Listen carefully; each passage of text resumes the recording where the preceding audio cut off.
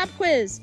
How deep should the mulch be when you're putting mulch down to help biodegrade cardboard? I just lifted up this cardboard. I'm simply scraping the mulch away. As you can see, there's a thin layer of dirt that I was at, and then I hit my grass level.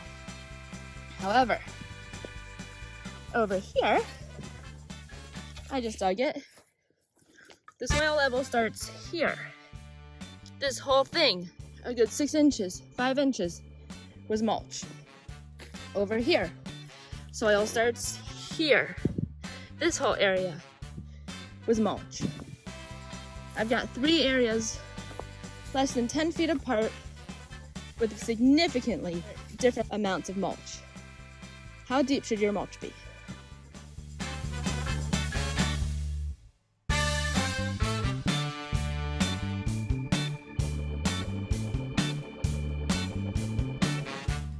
Pop quiz question number 2. How do you plant fig trees? In a pot, like one of these guys, or in the ground, like these guys? Well, if you said in a pot, you may be correct, or if you said in the ground, you may also be correct.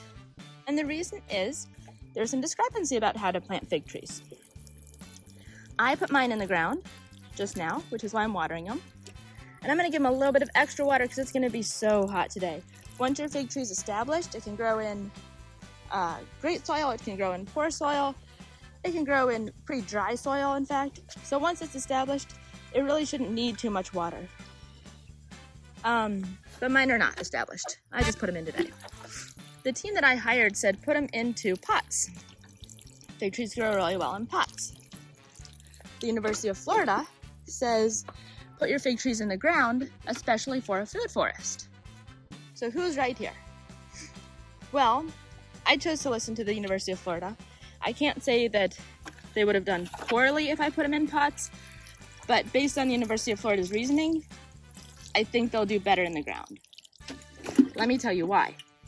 When you put them in a pot, you restrict their root growth. So the roots will actually wrap around themselves and become bound. You'll get root bound, and then they'll become girdled. The tree won't fruit as well, and ultimately it may die.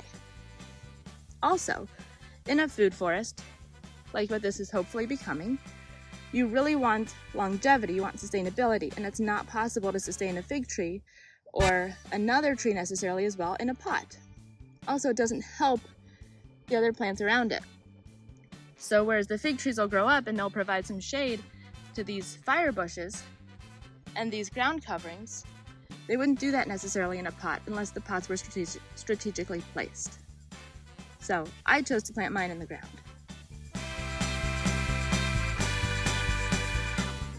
Pop quiz question number 3. How is a food forest similar to a rainforest? Or another kind of forest, any forest?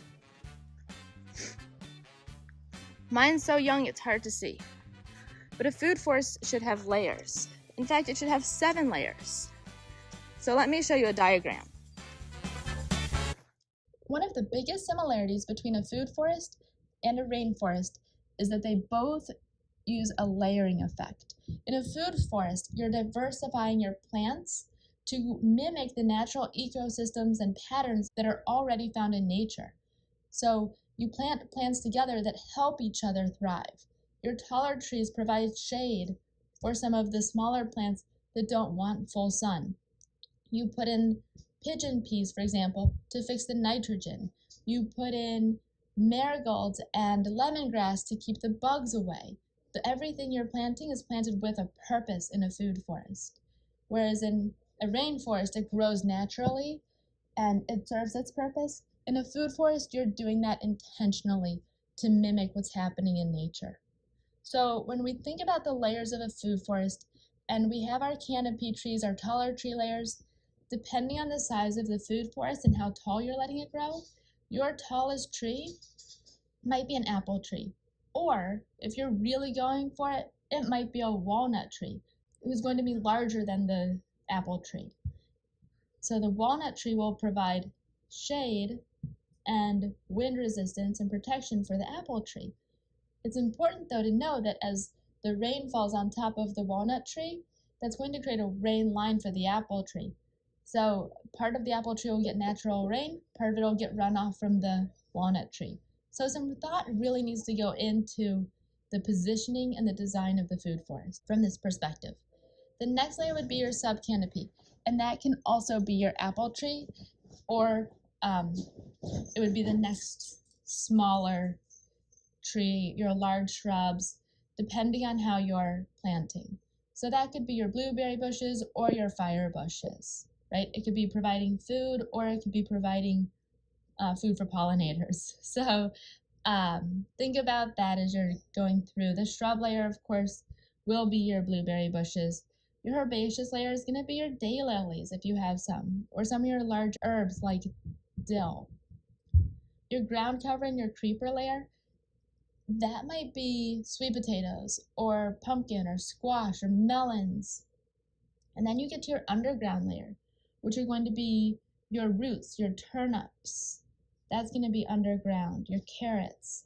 Your vertical climber layer, that might be vines like grapes or even a Monstera deliciosa. When you get to your aquatic and wetland layer, not every food forest is going to have this.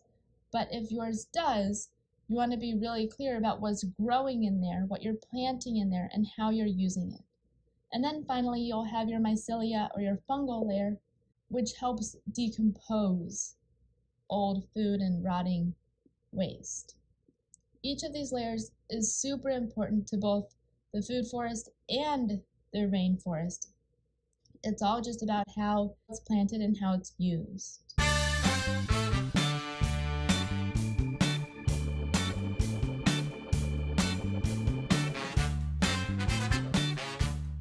Did you see that tag I just popped off? That tag, if it doesn't come off, it'll actually strangle the tree. I had one here. You can see where the tree's discolored. I've got one up here. It comes with the tag on to help it stay attached to its stand. Just one hand. There we go. So this top part looks okay, but over here where the tag was on, you can see it's discolored, and down there it's not so happy either.